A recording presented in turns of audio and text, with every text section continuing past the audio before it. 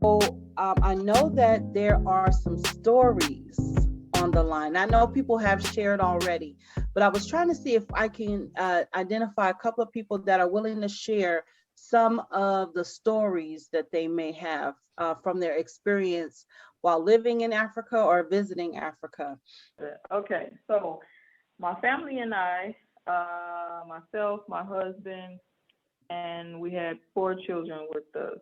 A 1 year old, a 4 year old, a 12-year old that was special needs, and my 18-year old. And this was October 31st of 2020. And we flew in and we were denied entry. So we actually had to fly after flying 20 we were flying 26 hours. We actually was sent back out on the plane that we flew into.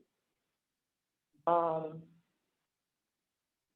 and we shouldn't have had to pay for our own flights, which I found out later. And we were overcharged for our flights by $1,200.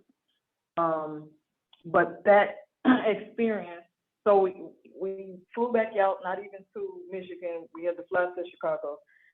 And then after we got home and got situated, uh, the shipper guy, or the company that I used for shipping, actually contacted some of his friends that happened to be an attorney in Dar es Salaam, Tanzania, and he helped us get our money back, and and then that opened the doors to make our stay a lot easier. So even though that was like the worst experience, well, one of the worst experiences you can think of, especially traveling with small children, being on a flight for a total of about 50 hours, it did. We didn't have to go through a lot of things that I've heard other people go through, as far as getting residency or starting a business. Just it opened the door for us to have a network basically, and things you need a network to be in these countries. You need a team or at least a person that can help you navigate, because it's nothing like the U.S. The system is not in place, so it's easy to get lost, to not understand things that's not so clearly written. Um, yeah, but that experience taught me a lot, and I definitely want to help other families make the transition. Like I definitely want to. That's at this point that's my passion, to make sure no one else has to go through that, because we didn't have a network, we didn't have a contact person, we didn't have anyone pretty much to help us, navigate that. And even like it was people that said, "Oh, you should have called." We didn't even know what to do.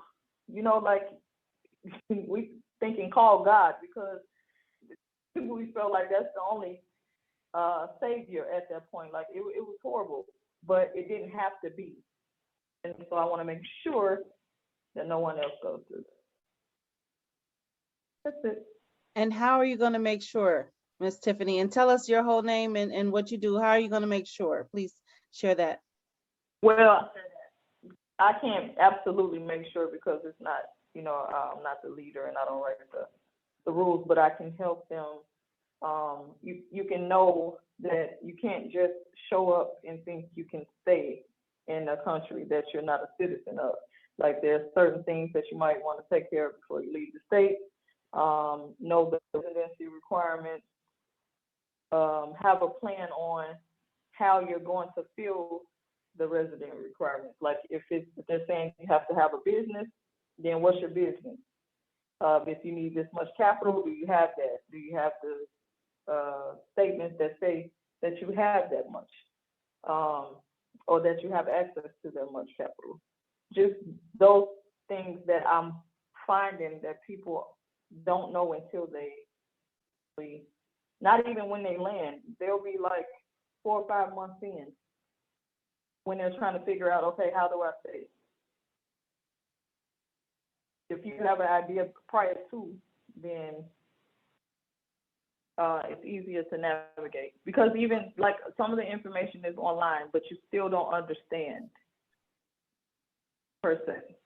It's saying Class A business license. You don't know all the details with the Class A business license. Like, the website may name 4 different things, but there's actually 12, and you won't know that until you go inside the building and actually speak to a representative.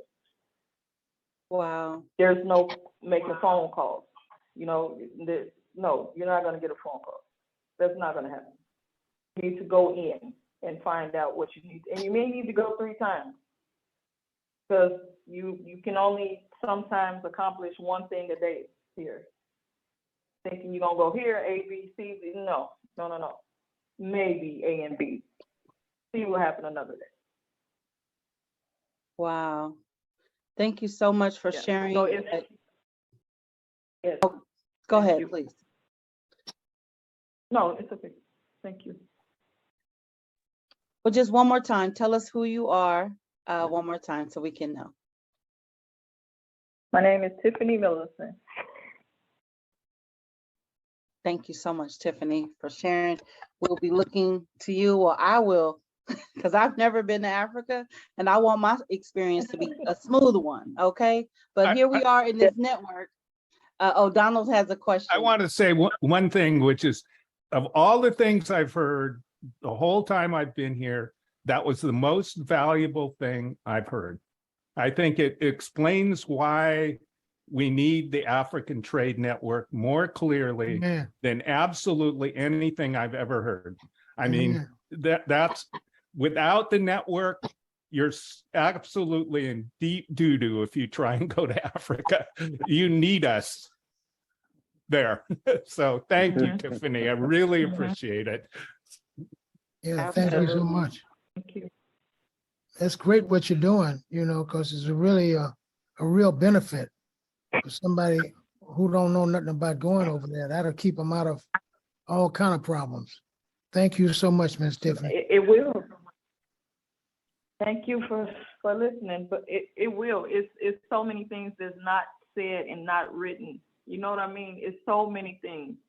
It's so many things. Like, I can't even tell you off the top of my head until I speak to a person that says, hey, I need this. And then everything comes, all that information comes flooding in. Like, oh, they may run into this. They may run into that. It's not what you know. It's literally who you know. Like on a level that I've never seen. You can do anything, but it's who you know. So if you have the right contact number in your phone, that could be the difference in sending you back or allowing you entry. Yes, well, one of the things that I did before I went over, I had contact there. And I had a person pick me up from the airport, and he was my tour guide for the whole couple of months. They took me around every single day. I paid him to take me around, to show me around, but I also had contact a friend here in my area in Santa Cruz. She was in Tanzania for 2 or 3 years, and she was able to give me the contacts, and that's how I met James. And one of our other partners, his name is Dr. Mayala, and he is a well-connected person there. He's connected to the African Union. So I was a part of a nice network that helped me along, so I didn't have those kind of issues. It is important to make sure that you develop before, get those contacts before you go. And we have one of our courses online is about what the laws are in various African countries, because each one is different. Now, I went to South Africa. South Africa is totally different. South Africa works exactly like America. I went to get my COVID test. They sent it to me the next day. My COVID test in Tanzania, I never got it. It was about a week. And when I got to the airport, I didn't get my passport, or not my passport, but my COVID test. So there's a lot of things that go on. The guy said, eventually he set me down. That was sitting there stamping. He said, "Hey, brother, if you go out and have to get your passport, get your COVID test, He said, it's going to cost you $150. If you give me 50 American dollars, I'll go into the office and make you one. So, Yeah. Yeah. so, so, and, in South Africa, they sent it to me right away.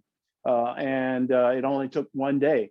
South Africa works exactly. So each country is different. Rwanda is going to be different than Tanzania. So I could go through many, many stories. So of Tanzania that I had to jump through when I got to put my bag up on the scale at the airport. She says, give her $20. She said, your bag is too heavy. So, at that point I thought, you know what, just give us some money or I may not get out of here. That's right. Yeah. But every country is different. So you won't get that in every country. South Africa, I didn't have that kind of issue.